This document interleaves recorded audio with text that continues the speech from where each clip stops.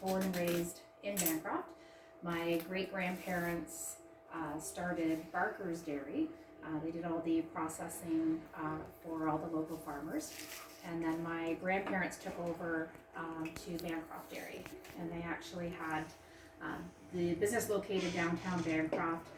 We had the pop shop where we had milkshakes and ice cream, and we also sold milk to all the local businesses. Eventually they sold to Gordon Dairy, which is very well known now. So I always like to just tell that story just because growing up in Bancroft, in an entrepreneurial family, I am very well aware of the very long hours it takes. My mom did all the bookkeeping, and I remember lots of late nights doing the bookkeeping, also getting up with my dad at 4 o'clock on a Saturday morning when I was a teenager to go deliver milk. So Yeah.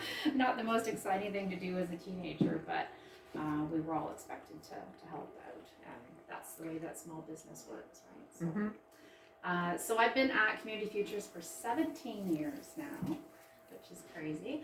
I started off as a youth intern doing the accounting, and now I'm the loan officer there. So my job is I get to work with the small to medium-sized businesses in our area. We do business financing. We also do counseling. So if anyone's looking for assistance with business plans. Hi, Scott. Hi. Come on in. No worries. I can't remember where I left off. Small business Oh, loans. small business loans, thank you. We also do business counseling. We have a couple of workshops advertised on our website, online workshops for September and October. We were doing a series of workshops, and as I am here today, we're also starting to do some workshops again in person. So if you like our Facebook page, all of those workshops are advertised on there, and if you have any suggestions for any type of workshops that you'd like to see, please let me know, and because we're always looking for, we need that input. There's not much sense of putting workshops on if there's no interest in it. So if there's anything you can think of, please contact our office. I also do the retail makeover one-on-one as well with businesses. We offer that as a free service, so I can go in and do an hour walkthrough with the clients. I do have bags at the door, so please grab one when you walk out.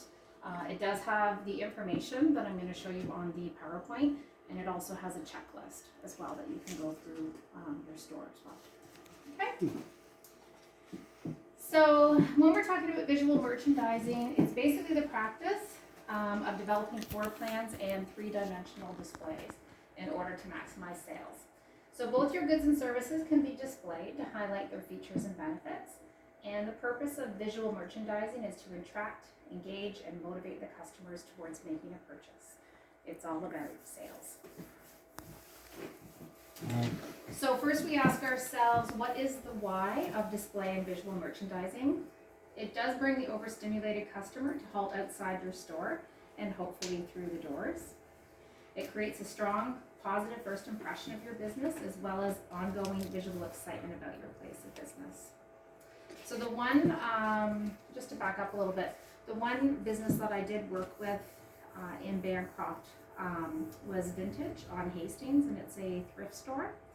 And they always do such a great job. They have flower boxes out front, but they're constantly changing them. So they're actually using some of the items from the thrift store to decorate the outside. So they, will do different things for Halloween, for Easter. They'll have trees, they have eggs.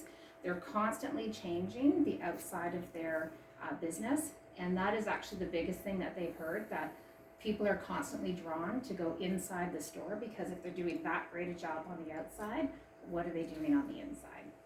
So it definitely does have a positive first impression of your business.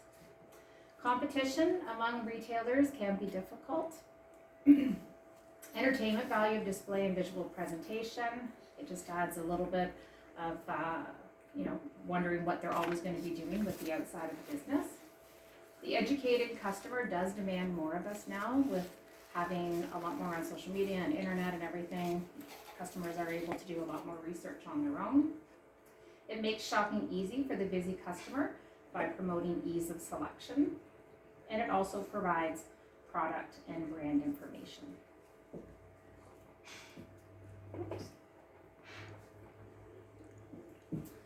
It allows the store to function with less sales staff by providing what they call a silent salesman. So I know my cousin in Bancroft, she used to own Sears, and she was also very good for putting out a lot of the product information about all the different products like washers and dryers. So if she wasn't able, if she was already with a client, customer, and somebody walked in and they were looking at the dishwashers, she had all the information handy right there so that they could pick up the different slips and see what the information was about. So they actually call that a silent salesman. It encourages multiple sales and suggestive selling.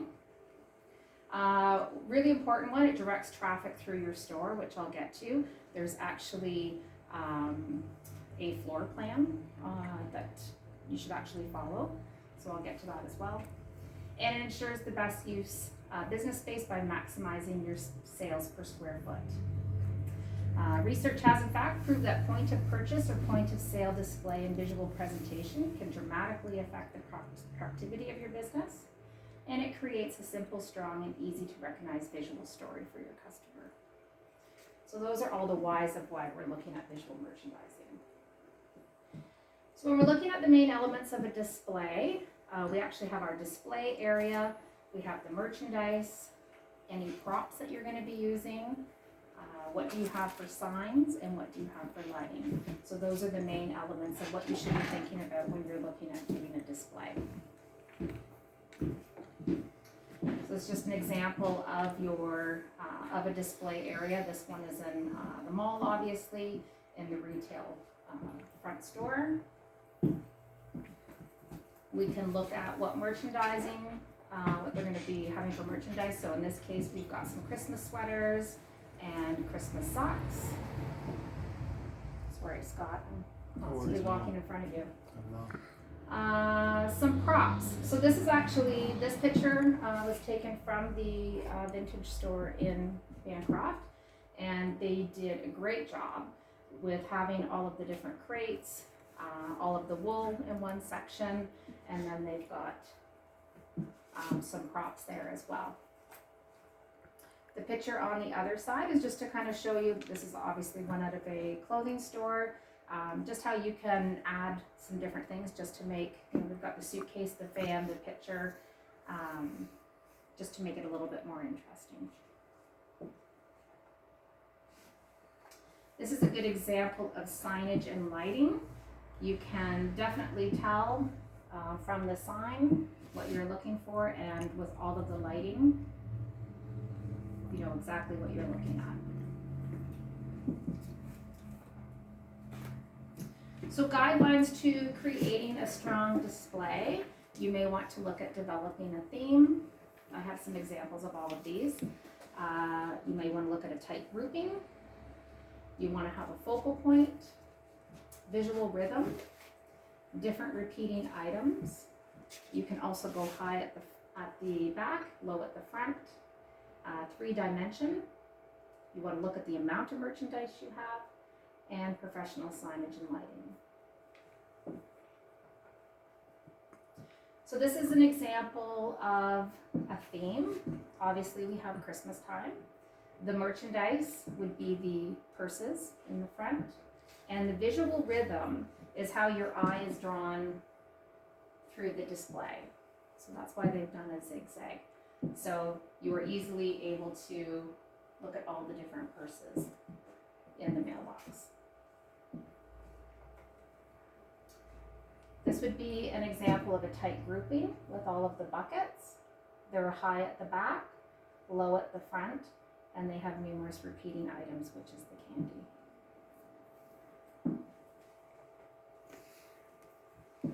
This is an example again of the visual rhythm, but with the props.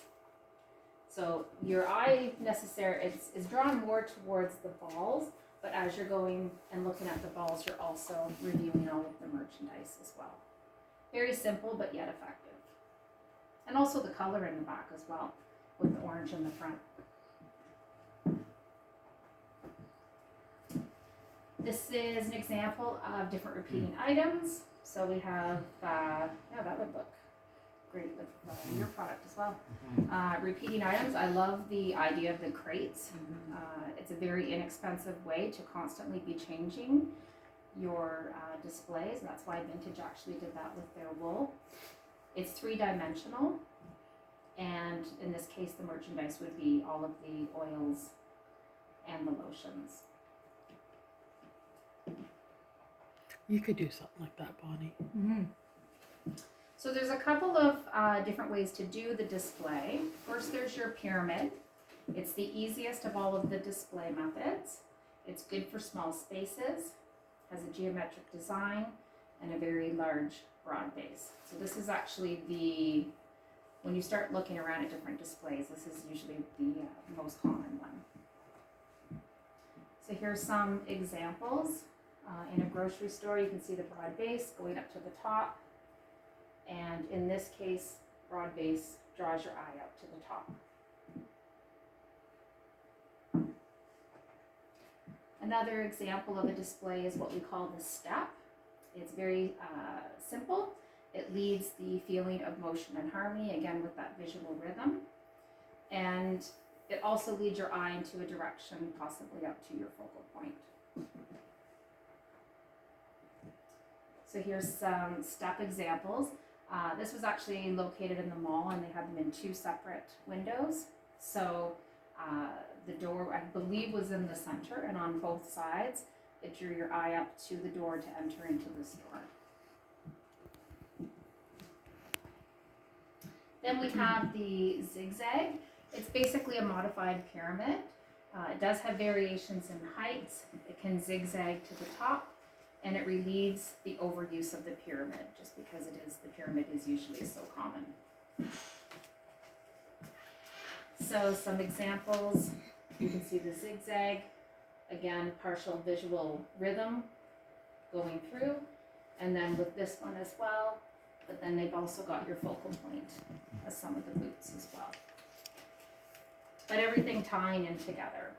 And color is also very important as well. You'll see the red on the sign, you've got a red sweater, everything in this picture, very fall-like with all the different boots, the fur on the coat, the gold in the sign. So all those colors tie in together as well. So this is the Retail Makeover Traffic Plan. I do have a copy of all of this in the bags as well. So when you're walking into a store, you want to think of your door right here. So sometimes this can be a little bit difficult because obviously everyone has a different layout to their store, but you can try to think of it as this space. So unfortunately we are a right-handed society. So when somebody walks into your door, typically what will happen is people will always go to the right. So when I was working with Vintage on Hastings, when you walked into their door, you actually had to go to a ramp to the left. And this was actually all blocked off. So I sat back here for a couple of hours and just watched people enter the store and how they were maneuvering around the store. And it was very interesting that as soon as that door opened, people were like, oh, okay, yeah, I have to go left. So it's very interesting, just even to watch how people are walking around your store and where they're comfortable and how the traffic flow is. So the idea behind this is that when somebody walks into your store and goes right, that is all your superior selling space. That is how you're going to attract them immediately. Anything that's a P is prime selling space, A is average, and non-productive is actually at the back in the 2 corners. So that's why you'll find sometimes in clothing stores why they put the clearance items at the very, very back. It may be reduced, there's not a lot of money to be made, but it also has the way of drawing customers through the superior selling space for the people that are looking for the deal. They may find something that they want to purchase along the way.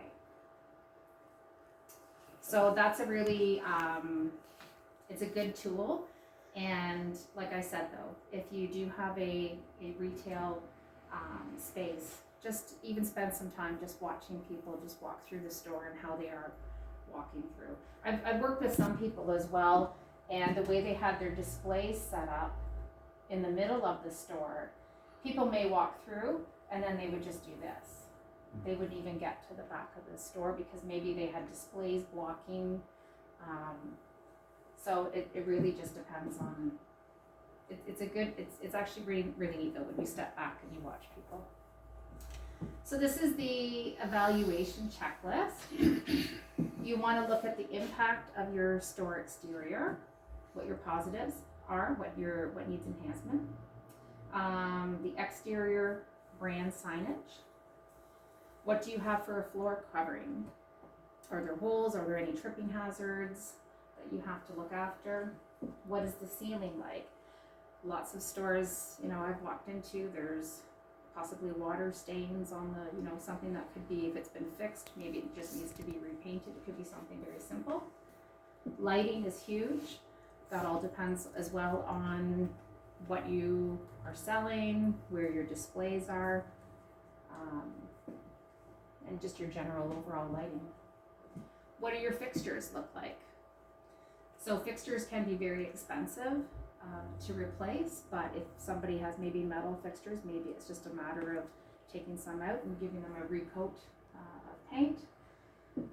What color do you have? Are you blending colors?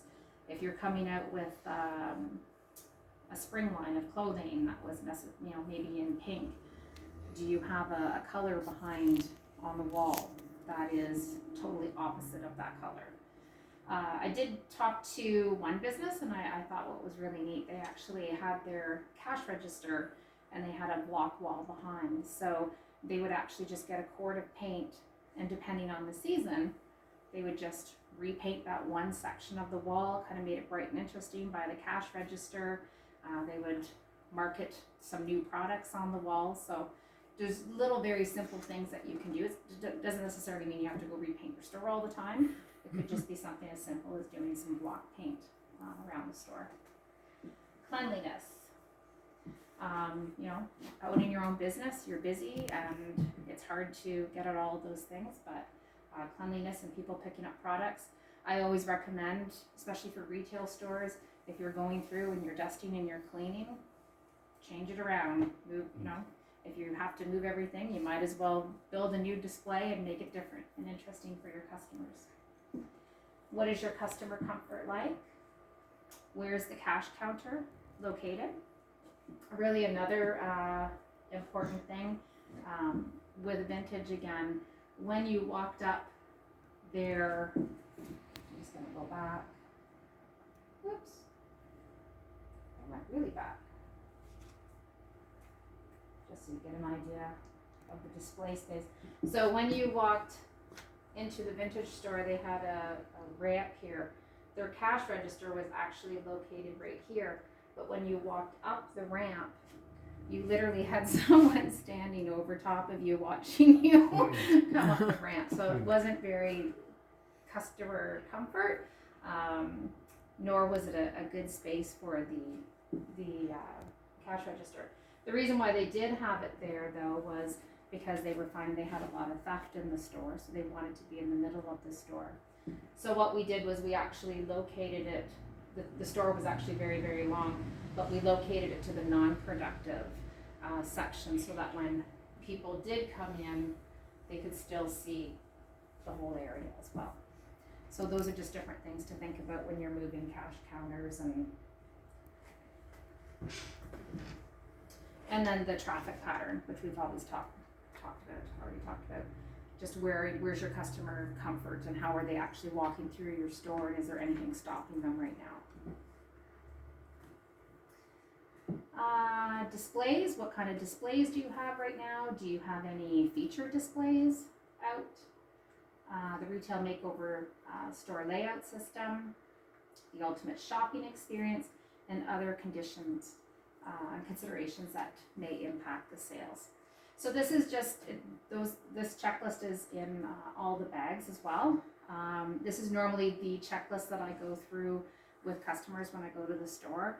We just look at the different things that may need a little bit of enhancement. And again, it's one of those things that if you take the time and just step back, just as a refresher, it definitely can lead to more sales. Any questions at all? What did you mean by an overstimulated customer in your first slide? So overstimulated may be, again, with all of the information that we have coming at us all the time. If somebody is the type of customer that's doing research online, I'm just gonna go back to my cousin that owned Sears. She would have people come in and they had done so much research on the perfect washing machine that they wanted, all the different features. Then they would maybe go to Leon's and they'd look at all of that, and then they would walk into Sears and there may be some models that they hadn't researched. So it was like information overload. They were very stimulated by it and they couldn't break down the information. So sometimes the easier that you can make that for customers coming in. So instead of every customer coming in and her handing them a pamphlet, those pamphlets for the silent salesman were just there in case, no one was available right away to speak to them. Maybe breaking it down and having the most, the 5 best features on that washing machine, just so that it kind of broke it down for customers. That makes sense? Yeah. And that's what we find, ever since the internet and getting all that information. Like, I know even when I was buying, I'm going back to appliances, but it could be with anything. Just the information on what you should be buying, right? Yeah. So sometimes it can slow those things down for customers. Now, I do have a question myself. Home-based businesses, they can basically also follow the same model, because we have a lot of people who have a lot of home-based businesses and do have little display areas in their in their office or basement areas or wherever they're got their business based out of. But so the same concept could almost apply to them as well. Yeah, and it could even be as something, they could also be looking at their brand, like with their packaging, if they're mailing out their products, if they're on Facebook and they're making displays of their new products. They want to even make sure that those displays, even though they're taking them in their house and they're only posting them on social media, when somebody opens up that page on Facebook, what is going to attract them? Okay. Yeah, because I know we have some members too that are coming up and featured in the Hastings County, the Heart of Hastings. So we have a lot of crafters too. So I'm just looking at the displays for all that kind of stuff as well. So. And when you said crafters, that immediately brought me back to the overstimulated customer. Even at farmers markets and things like that, if customers walking by and every table is selling similar products and it's all laid out the same, there's nothing standing out, right? It could be just an overstimulation of the same thing. So how are you going to put everything on your table that's going to make it stand out? What colors are you using? What are the displays like? Are you going to be going with the pyramid, the zigzag? And sometimes too, even the simplicity. I know even when people are selling things like jewelry, sometimes when you have less on a display, sometimes that can give you the customer the impression that it's more expensive.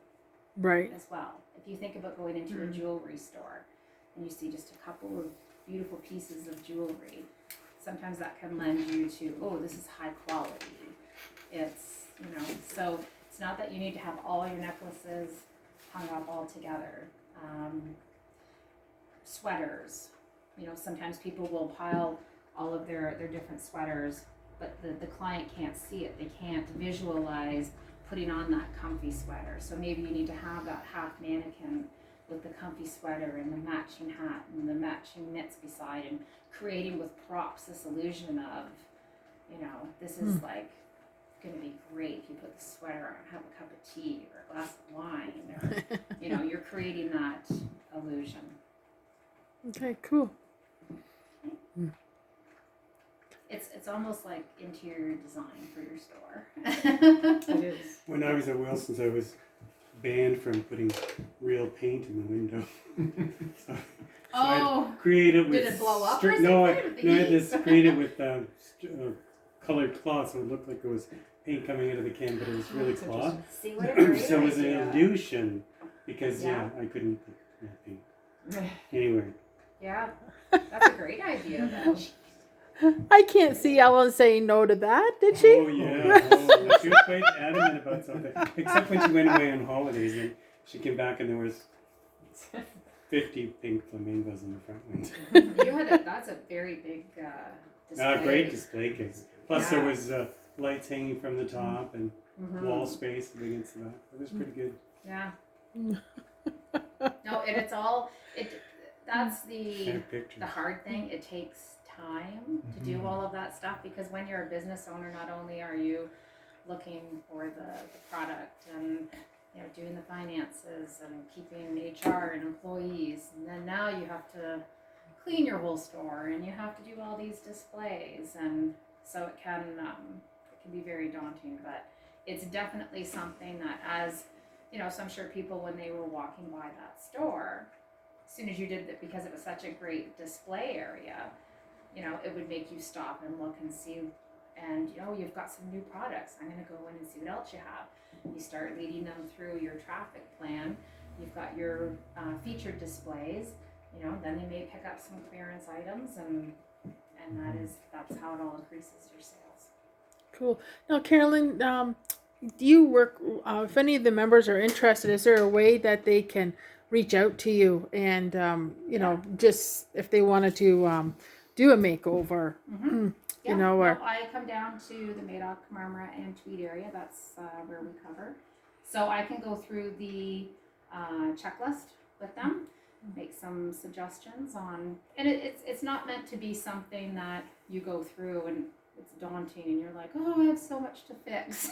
It's not about that. It's what can be fixed short term, what are our long term goals, that kind of thing. So it's not meant to be telling you everything that you're doing wrong.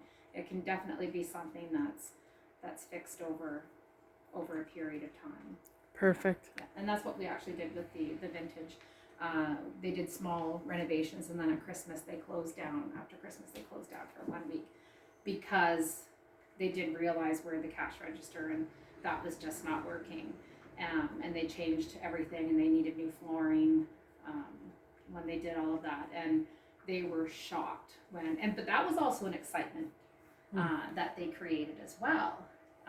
The idea that they were shutting down for a week to do these renovations and still decorating the outside, new look, and then people were really excited to go back in, and they got so many compliments on all the changes that they made. So that was exciting too.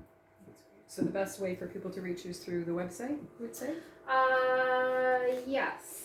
I can also give out my work email, or you can just call me at Community Futures in Bancroft. My extension's 203. Yeah. And it would be great too, even if I came down and did a whole bunch. I'm willing to do that as well. So.